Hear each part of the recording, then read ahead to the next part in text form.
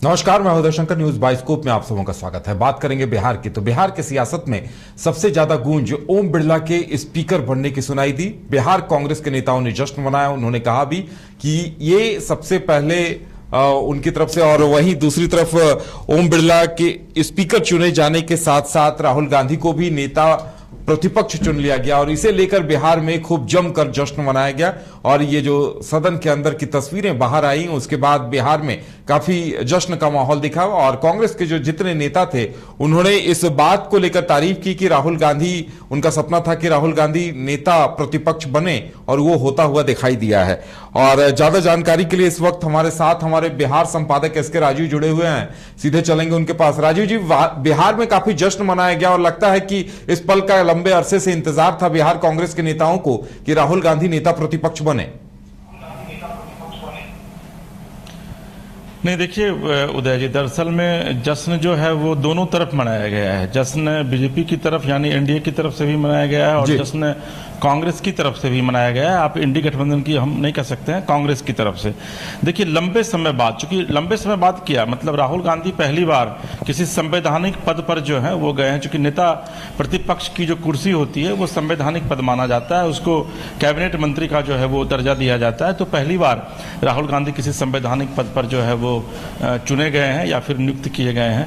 तो निश्चित तौर पर कांग्रेस के लिए जश्न का माहौल तो 4 तारीख से ही शुरू हो गया था, जब लोकसभा का चुनावी परिणाम सामने आया और कांग्रेस 100 सीट के करीब जो है वो जीतती नजर आई। उसके बाद से ही, चूंकि यही कांग्रेस है जो 2014 और 2019 के रिजल्ट को आप देख लीजिए तो मात्र 40-42 सीट पर जो है वो सिमट करके रह गई थी और अपोजिशन तक का जो है वो क्या नाम है, अपोजिशन तक की पदवी जो है वो सदन के भीतर नहीं दी गई थी। चूंकि उसका भी एक क्राइटेरिया है कि आप कितनी सीटें जीतते हैं उसके बाद आपको अपोजिशन की कुर्सी दी जाएगी। तो कांग्रेस अपोजिशन में भी नहीं थी।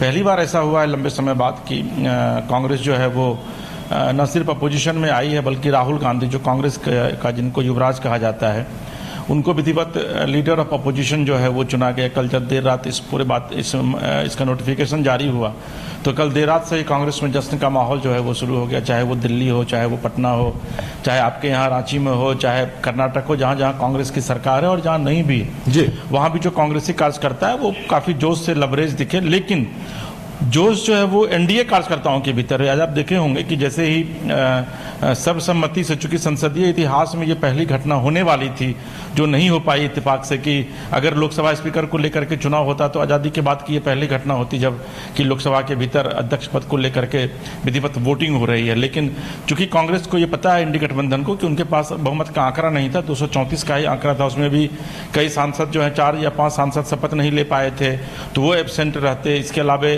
टीएमसी जो है वो कह रही थी कि हम सपोर्ट नहीं करेंगे। हालांकि आज सुबह में राहुल गांधी से जब ममता बनर्जी की बात हुई तो जानकारी मिल रही थी कि नहीं, वो सपोर्ट करने के लिए तैयार हो गई थी। इसके अलावा आपको जो आंध्र प्रदेश में जो रेड्डी साहब के जो 6 सांसद जीत करके आए उन्होंने एनडीए को समर्थन देने की बात कह दी थी और 293 की संख्या जो है वो पहले से एनडीए के पास थी। तो देखिए, गणित का बड़ा इंपॉर्टेंट होता है इन सब टाइप चीज़ों में, क्योंकि आपके पास अगर अंक है तो ही आप सक्सेस माने जाएंगे, अंक है तो आप प्रधानमंत्री बनेंगे, अंक है तो आप लोकसभा अध्यक्ष बनेंगे, अंक है तो आप लोकसभा के उपाध्यक्ष, चूंकि उपाध्यक्ष की कुर्सी को लेकर के जीत शुरू हो गई है। तो जश्न जो है आज वो दोनों तरफ से था। और जैसे ही बिरला साहब अध्यक्ष बने लोकसभा के, वैसे बिहार के मुख्यमंत्री नीतीश कुमार ने ट्वीट भी किया और पत्र भी के माध्यम से भी उन्होंने बधाई दी बिरला साहब को और यह कहा कि लोकतंत्र की सच्चे मायने में जीत हुई। और आप देखिए किस तरीके से अपोजिशन लीडर राहुल गांधी और प्रधानमंत्री मोदी जो है वो उनको आसन तक ले गए और प्रधानमंत्री ने विधिवत स्पीच में कहा कि भाई इतिहास जो है एक बार फिर से दोहरा रहा है और आप दूसरी बार जो है वो लोकसभा के अध्यक्ष बन रहे हैं। तो वहीं दूसरी तरफ आप अखिलेश सिंह का देखिए स्पीच, उन्होंने क्या कहा है। उन्होंने कहा कि भाई आपकी जो नजरें हैं वो सिर्फ सत्ता पक्ष की तरफ ही इनायत नहीं होनी चाहिए बल्कि विपक्ष की तरफ भी इनायत होनी चाहिए और आपके आदेश पर जो है वो सत्ता पक्ष भी काम करे, ऐसा ना हो कि सत्ता पक्ष के आदेश पर आप काम करें। तो जो एक व्यंग का जो एक दौर था वो भी सदन के भीतर जो है वह देखने को मिला। तो निश्चित तौर पर आज का दिन जो है वो लोकतंत्र के लिए एक तरीके से आप यह कह सकते हैं कि बहुत ही ऑस्पिशियस डे माना जाएगा और कांग्रेस के लिए तो शुभ है ही, इसलिए कि लंबे समय बाद जो है वो संवैधानिक पद पर कांग्रेस के किसी नेता की वापसी हुई है।